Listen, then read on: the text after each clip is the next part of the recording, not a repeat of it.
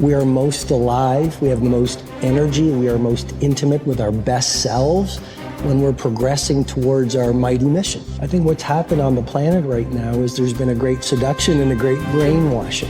When we are kids, we want to be astronauts. We want to do all our dreams.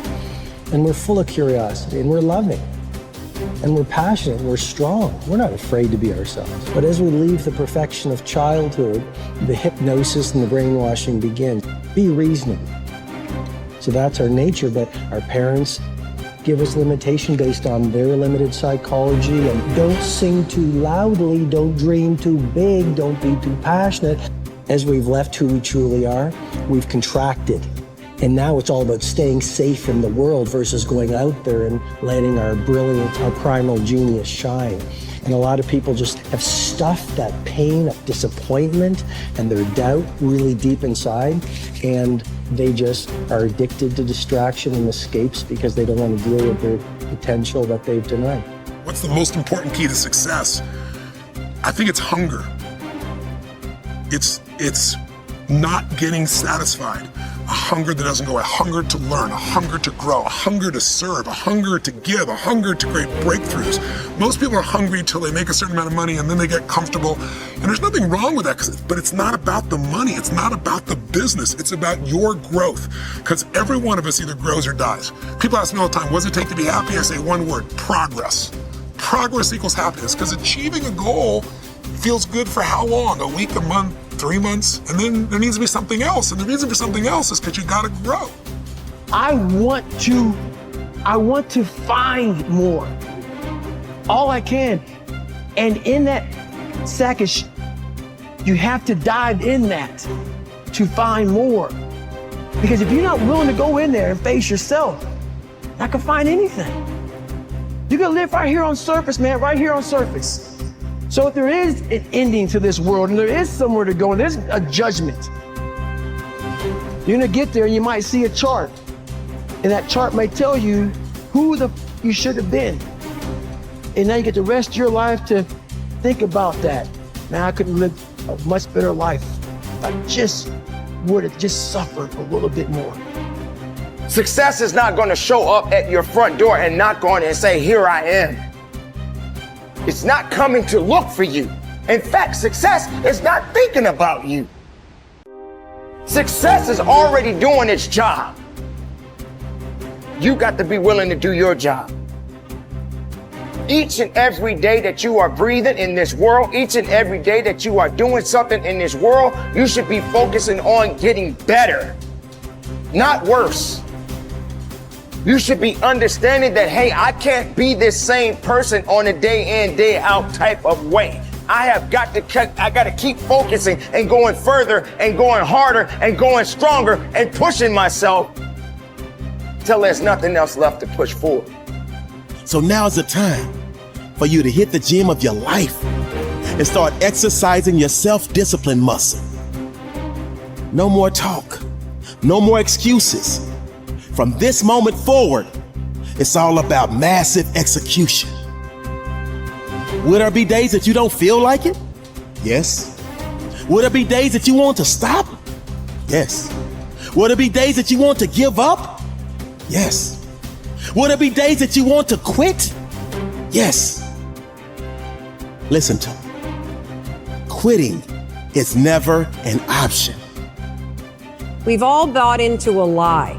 We've bought into a lie that confidence is belief in self. And so when you're in a situation which is normal, where you don't believe in yourself, you're like, oh my God, I have no confidence. The truth is, and I want you to walk out of here with a new definition of confidence. Confidence is the willingness to try.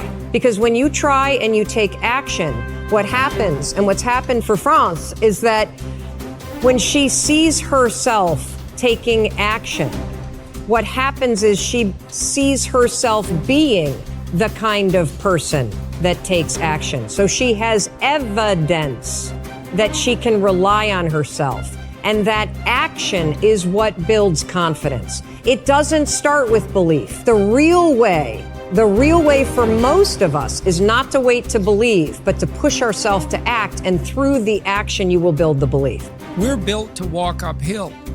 And when you reach the pinnacle of the hill, you want to stop and appreciate the vision, but the next thing you want is a higher hill in the distance, because it's the uphill climb that it's from the uphill climb that we derive our value, and I mean this technically. So almost all the positive emotion we feel, especially the emotion that fills us with enthusiasm, and that's to be filled with the Spirit of God, by the way, because that's what enthusiasm means. That's experienced in relationship to a goal. And so in some sense, and this is part of the religious enterprise, you want a goal that you can never attain, right? So you can always move closer to the goal that recedes as you move towards it. You think, well, that's frustrating. It's like Sisyphus pushing the rock uphill. But it's not, because as you pursue that goal, you put yourself together and your life does get better and richer and more abundant. And that's why the highest levels of virtue and goal are in some sense transcendent. You want them to be above everything you're doing so you can continually move towards something that's more sublime and better. That's what you are. You're here to live, not to sleep. I didn't study, I didn't study a book. I literally put myself in a fire repeatedly like a sword. You put a sword in the fire repeatedly and repeatedly. If you keep on doing that, you're going to get a nice sword. And then you keep on beating it. You got to beat the shit out of it. And that's what I am. Yeah. I became that. I said, okay, we can't quit. We got to figure out why you are this. Why are you this, man? What is wrong with you? What's going on here? So I kept on putting the sword back in the daggone fire, and I just beat it harder. And I beat it harder. Before I knew it, I started realizing, all right, man, the brain is starting to get hard. The brain is starting to get hard. I'm no longer a theorist. I'm now a practitioner. I put it in hell. I dissected it while it's in hell, because you can't dissect anything in a normal environment. You can't dissect anything in 72-degree weather. You must put it in the freezer and freeze the out of it. And then you dissect it. Dissect it when it's miserable. Dissect the brain when all it's thinking about is, I need to get out of here, man. I want to get out of the freezer. Open the door.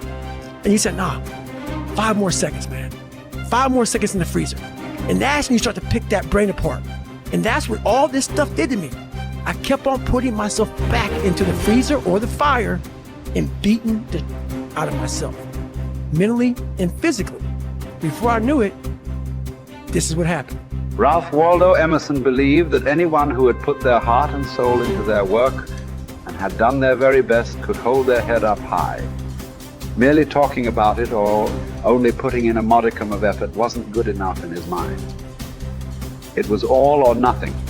He believed that doing your best was an admirable quality, and that although you might not always be successful, knowing that you had done all you could was often all that mattered. At least you could look yourself in the eye. This ethos is central to many youth movements, such as the Scouts and Guides, and is a great philosophy for life in general. Indeed, doing your absolute best in everything you do is something that we should all aspire to, and it doesn't matter if it's at school, university, work, or home. If you think about it, doing your best is also central to self-reliance, because it allows you not only to test your capabilities, but also helps you to learn and therefore extend them.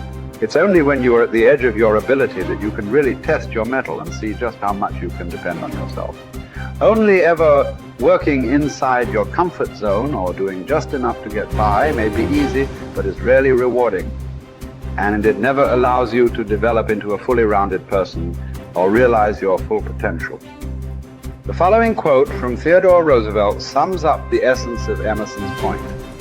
It is not the critic who counts, nor the man who points out how the strong man stumbled or where the doer of deeds could have done better. The credit belongs to the man who is actually in the arena, whose face is marred by dust and sweat and blood, who strives valiantly, who errs and comes up short again and again, who knows the great enthusiasms, the great devotions, and spends himself in a worthy cause, who at the best knows in the end triumph of high achievement, and who, at worst, if he fails while daring greatly, so that his place shall never be with those cold and timid souls who know neither defeat or victory. When you are working on your next task, give it your full concentration and really put the effort in to produce the best possible end result. Even if it doesn't lead to glittering success, you should be proud of yourself for doing your very best. No man fails who does his best.